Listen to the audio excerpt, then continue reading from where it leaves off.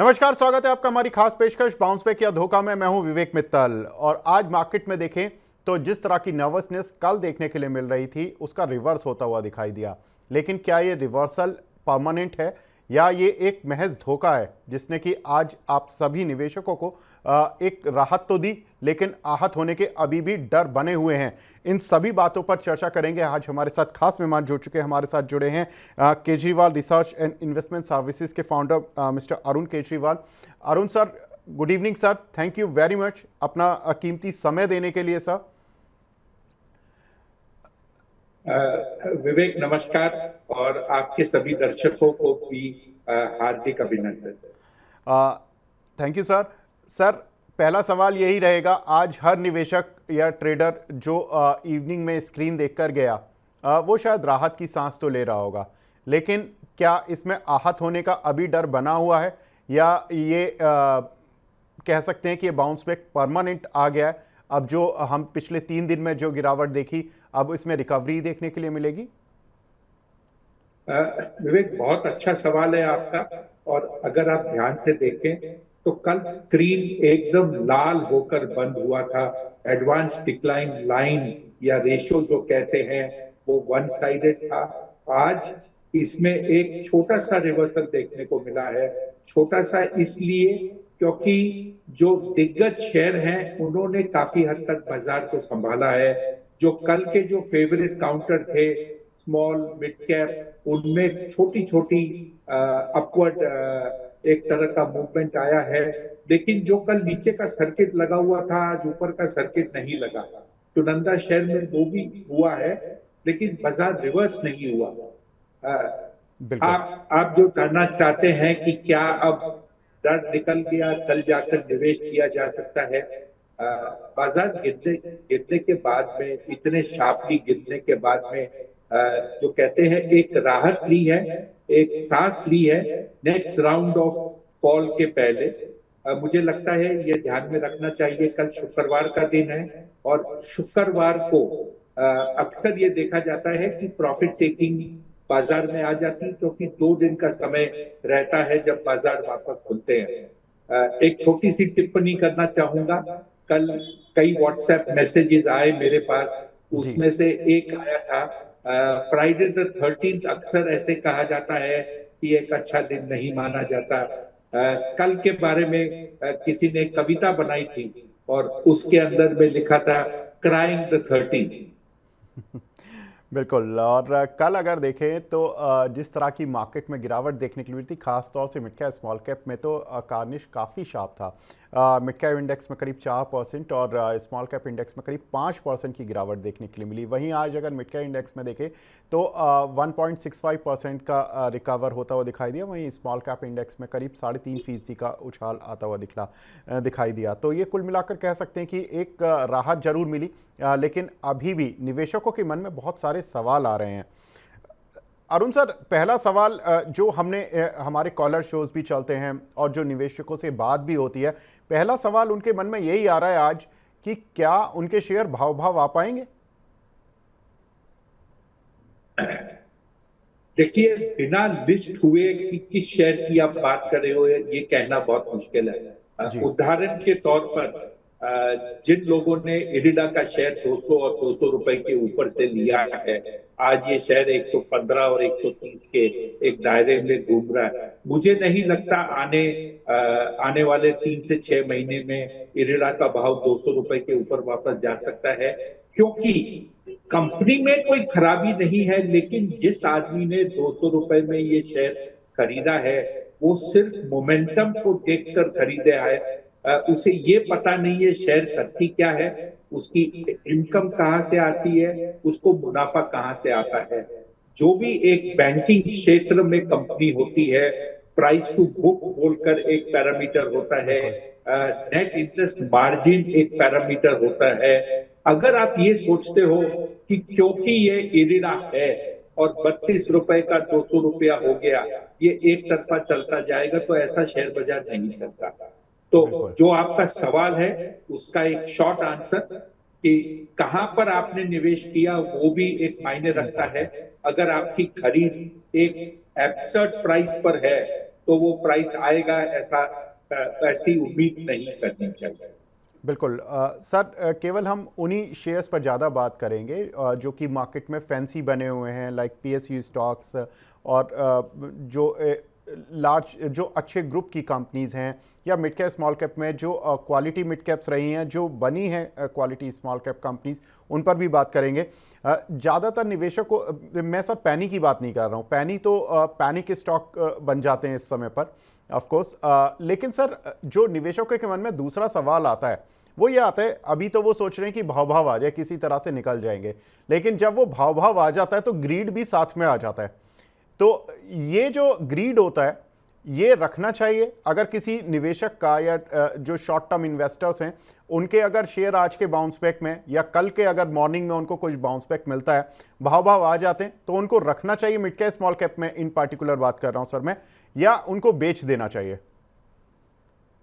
Vivek, as a strategy, अगर आपने कोई चीज ली और उसमें एक बड़ी गिरावट आती है और उसका कोई आपके पास कारण नहीं है ये बड़े गिरावट आने का, तो डिसिप्लिन ये कहता है कि अगर आपको छूटने का मौका मिलता है, एक बार छूट जाइए, उसके बाद तय कीजिए कि क्या आपको ये शेयर में वापस निवेश करना चाहिए। ये एक गॉड सेंट अपॉर्चुनिटी मानकर निकलना ही आपके लिए फायदेमंद होता है।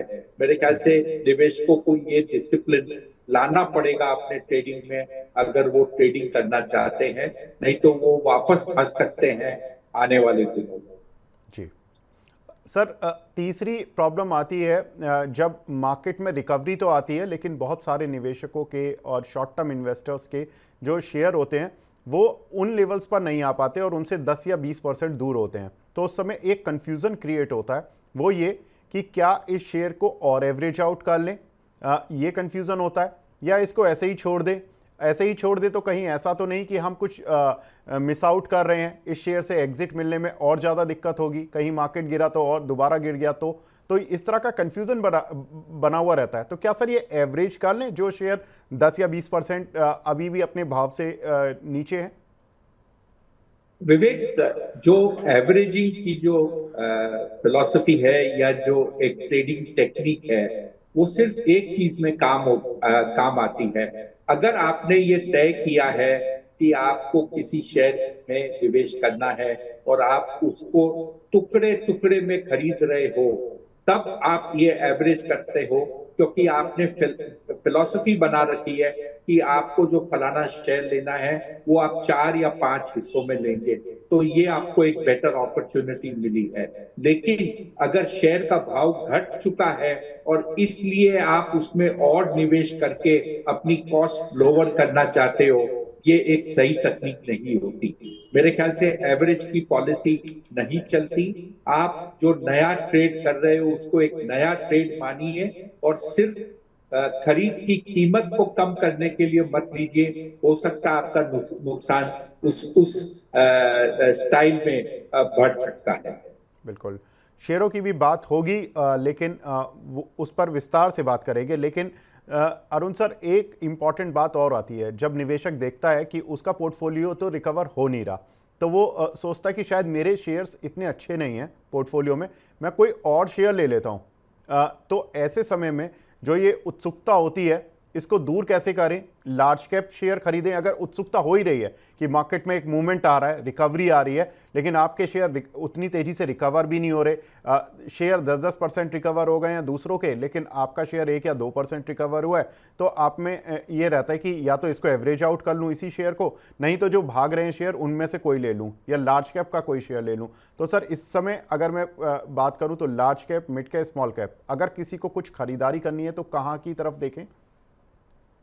आपने 2 सवाल एक साथ पूछे हैं, दोनों का मैं आपको जवाब देता हूं। पहला सवाल ये कि बाजार में अक्सर देखा गया है कि कभी कुछ चलता है, कभी कुछ चलता है। मैं शेयर की बात नहीं कर रहा, बट कैटेगरी ऑफ शेयर की बात करता हूं। तो पिछले अगर 3, 4, 5 महीने की बात करें तो लगातार स्मॉल कैप, मिड कैप, छोटे मझोले शेयर जो है ये लार्ज कैप को आउट परफॉर्म कर रहे हैं, और जिसे कहते हैं बाय लेंस, बहुत बड़ा आउट परफॉर्मेंस है। ये बहुत समय तक नहीं चलता, और ऐसा लग रहा था एक डेढ़ महीने से कि कहीं ना कहीं ये जो एक रफ्तार की तरह, राजधानी की तरह, ये ये ट्रेन की तरह चल रहा है, ये कहीं ना कहीं रुकना पड़ेगा। तो रुका, और बहुत बड़ी इसमें एक गिरावट देखने को मिली है। मेरे ख्याल से आज के दिन अगर आप सेफ्टी के हिसाब से बात करें तो लार्ज कैप में आपको बहुत ज्यादा सेफ्टी मिलेगी बनिस्पत स्मॉल और मिड कैप को। तो आपका जो सवाल है कि कहां पर निवेश किया जा सकता है, मेरे ख्याल से लार्ज कैप में आज भी सेफ्टी है, उसमें भी चुनिंदा शेयर हैं, ये बास्केट भी एक काफी बड़ा है, और निवेशक को जो पैसे लगाने हैं वो 4 5 7 शेयर में इन्वेस्ट होकर उसका पोर्टफोलियो बन सकता है। जहां तक छोटे मझोले शेयर की बात है, करेक्शन शुरू हुआ है। जब शेयर ऊपर जा रहे थे तो कभी कुछ चलता था, फिर कभी कुछ चलता था, कुछ अटक जाते थे, कुछ करेक्ट होते थे, और नया एक सेट शेयर्स के चलने लगे थे। उसी तरह गिरावट में भी वही होगा, कभी कुछ गिरेंगे, कुछ संभलेंगे, फिर गिरेंगे, फिर संभलेंगे। तो ये एक समय है जहां पे आपको आपकी पूंजी को संभाल कर रखना पड़ेगा, और आप ऐसा न करें कि वो पूंजी आपके हाथ से चली जाए। बिल्कुल। तो पूंजी को संभाल कर रखना होगा और बहुत सिस्टमेटिक वे में आपको इन्वेस्ट करना होगा। अरुण सर, जब निवेशकों से या रिपोर्ट्स हम जब रिसर्च हाउसेस की पढ़ते हैं तो जो positive side of Indian story में इस समय आ रही हैं रिपोर्ट्स, उसमें कुछ एक बातें होती हैं। उन चीज़ों को ले लेते हैं कि कौन कौन से पॉइंट्स हैं जो कि रिपोर्ट्स में आजकल हाईलाइट्स हो रहे हैं। पहला ट्रिगर है कि खरीदारी के ट्रिगर्स की बात हो रही है जो पॉजिटिव साइड के हैं, कि Q4 के रिजल्ट्स अच्छे आ सकते हैं। आप क्या मानते हैं सर? सर देखिए, मान लीजिए यूनिवर्स ऑफ स्टॉक 100 है, 100 में से 30 से 40 कंपनी के नतीजे अच्छे आएंगे, 20 से 25 कंपनियों के नतीजे ठीक ठाक आएंगे, बहुत ज्यादा ऊपर नहीं, बहुत ज्यादा नीचे नहीं, कुछ पॉकेट्स अच्छे, कुछ पैरामीटर्स अच्छे, 25 से 30 कंपनी के नतीजे खराब भी हो सकते हैं। ये यूनिवर्स के एवरेज अगर आप देखा जाए हमेशा यही होता है। जब इसमें जो पहला वाला नंबर है अगर उसमें 5 या 10 बढ़ जाते हैं तो वो क्वार्टर में एक आउट परफॉर्मेंस दिखने लगता है, और वही नंबर में अगर 5 या 10 कम हो जाते हैं तो अंडर परफॉर्मेंस लगता है। तो जो डिवाइडिंग लाइन है अच्छे नतीजे और एवरेज नतीजे, उसकी लाइन बहुत ही कम है। 10% इधर उधर होने से ये पूरा का पूरा माजरा चेंज हो जाता है। दूसरा ये समझना चाहिए कि मिड कैप की जो चाल रही है, जहां पर उसने लार्ज कैप को लगभग 2.25 गुना से आउट परफॉर्म किया था 2023 के साल में, तो सिर्फ 15-20% नतीजे अच्छे आ जाते हैं परसेंटेज वाइज, तो वो अच्छे नतीजे नहीं कहे जाते, क्योंकि मार्केट ने उससे बहुत ज्यादा डिस्काउंट कर दिया है। तो आपको ये समझना चाहिए कि नतीजे कितने अच्छे आते हैं और मार्केट कितना उससे आगे चल चुका है। ये जो एक चीज है ये बहुत जरूरी है, और आम निवेशक के जो कहते हैं ना, ये पूरी की पूरी उस बात को डाइजेस्ट नहीं कर पाते, इसलिए वो अटक जाते हैं। अरे कंपनी का नतीजा तो अच्छा आया था, मेरा शेयर घटा क्यों? बिल्कुल। तो ये बिल्कुल बहुत इंपॉर्टेंट बात बताई है सर ने कि अपने रिजल्ट्स में ये देखना ज़रूरी है कि आपका शेयर रिलेटिवली बढ़ ज़्यादा गया, और अगर रिजल्ट्स में 10 या 15% की ग्रोथ आ भी गई तो वो उस ग्रोथ को क्या जस्टिफाई कर पा रहे हैं या नहीं। बहुत इंपॉर्टेंट पॉइंट, Q4 नतीजों से पहले इस बात को ध्यान में रखना होगा इस तरह के मार्केट में। दूसरा पॉइंट है सर, जो बड़ी रिपोर्ट्स हैं उनका मानना है कि चुनाव में मोदी सरकार की संभावित वापसी हो ही जाएगी।